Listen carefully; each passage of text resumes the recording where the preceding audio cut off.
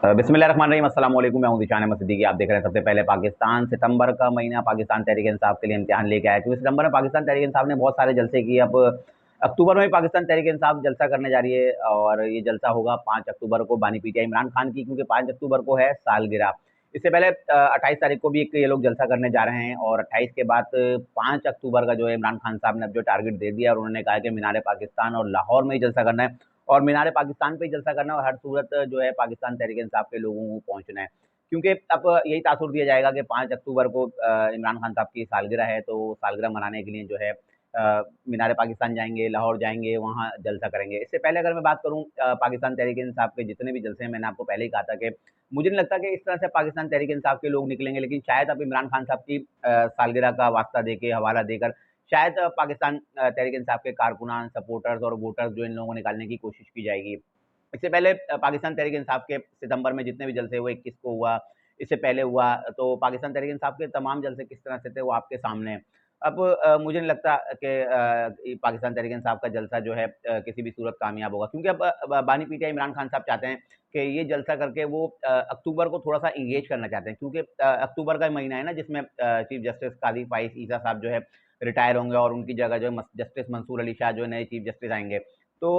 इमरान खान साहब का ये ख्याल है कि काजी फाइज ईसा साहब जाएं, और जस्टिस मंसूर अली शाह जब चीफ जस्टिस ऑफ पाकिस्तान बनेंगे, तो उसके बाद शायद पाकिस्तान तहरीक इंसाफ को रिलीफ मिलना शुरू हो जाए। शायद ये रिव्यू में जाएं और बताएं कि किस तरह से फॉर्म 47 की जो हुकूमत बनी हुई है, और फॉर्म 45 में जो है पाकिस्तान तहरीक इंसाफ के लोग जो है वो जीते हुए हैं।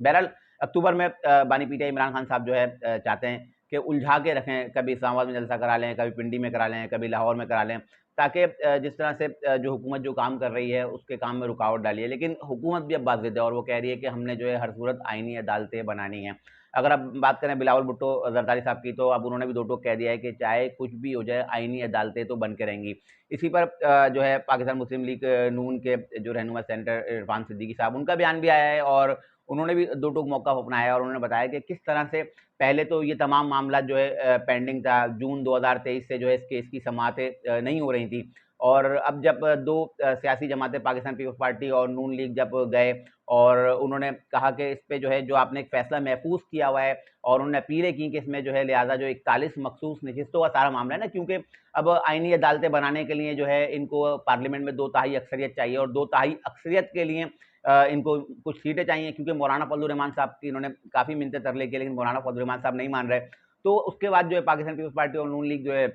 सुप्रीम कोर्ट गए, और उन्होंने कहा कि आपका जून 2023 का जो एक महफूज फैसला है उस पर अब जो है हम अपीलें करना चाह रहे हैं। तो उस पर अपीलें तो नहीं सुनी गई, और एक छोटा सा एक नोटिस जारी किया गया, और 3 दिन बाद जो है इस पर 8 रुकनी बेंच ने तफसीली फैसला जारी कर दिया। अब जो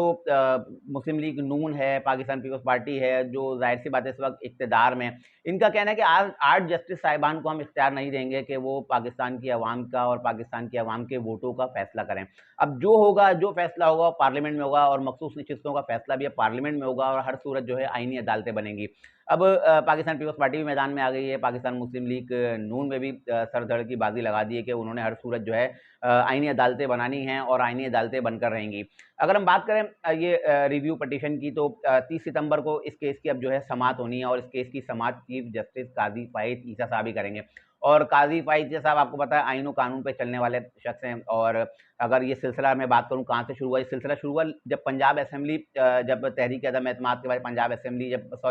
जब पंजाब असेंबली, क्योंकि इमरान खान साहब ने खुद रिज़ाइन किया था, तो उसके बाद जो है हमज़ा शहबाज जो है वज़ीर आला पंजाब थे, और उसके बाद जो है आपको पता है कि एक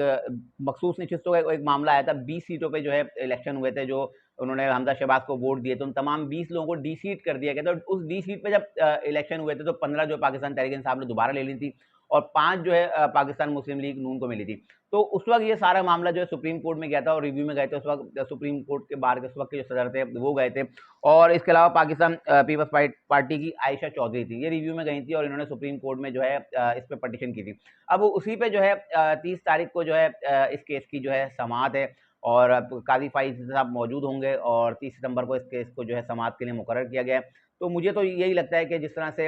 ये पहली दफ़ा देखने में आ रहा है कि एस्टेब्लिशमेंट और हुकूमत दोनों एक पेज पर हैं, और अदलिया जो अदालती निज़ाम है और जो अदलिया है उसके खिलाफ एक पेज पे नज़र आ रहे हैं, क्योंकि अब 8 जस्टिस साहिबान का जो फैसला है वो सबके सामने है। और अब उसके खिलाफ ही अब ये लोग गए हैं, देखते हैं 30 सितंबर को क्या होता है। लेकिन मुझे लगता है कि अब आइन के तहत जो है आइनी अदालत बनेगी और पार्लियामेंट मजबूत होगी, पार्लियामेंट बालादस्त होगी और ये 41 जो मखसूस नशिस्तों का फैसला है, क्योंकि इसको स्पीकर कौमी असम्बली ने तो इनको डिक्लेयर कर दिया सुन्नी इत्तेहाद कौंसिल का मेंबर। लेकिन इलेक्शन कमीशन ऑफ पाकिस्तान चाहे तो वो इनको जो है एक दरखास्त दे दो, क्योंकि इलेक्शन कमीशन ऑफ पाकिस्तान एक नोटिस जारी करेगा और बताएगा कि ये 41 अरकान जो हैं अब तक ये लोग आज़ाद हैं, इन्होंने अपनी सियासी वाबस्तगी जाहिर नहीं की है। बहरहाल अब जो 30 सितंबर का फैसला होगा, मुझे वो जो है हुकूमत के हक में जो है जाता हुआ नजर आ रहा है। ये थी आज की कुछ इंतहाई अहम खबर, मैंने सोचा आपके साथ शेयर करता हूँ। इंशाल्लाह मजीद खबरों नए तजज़िये के साथ फिर हाजिर हूँगा, तब तक के लिए इजाज़त दीजिए। अल्लाह हाफ़िज़।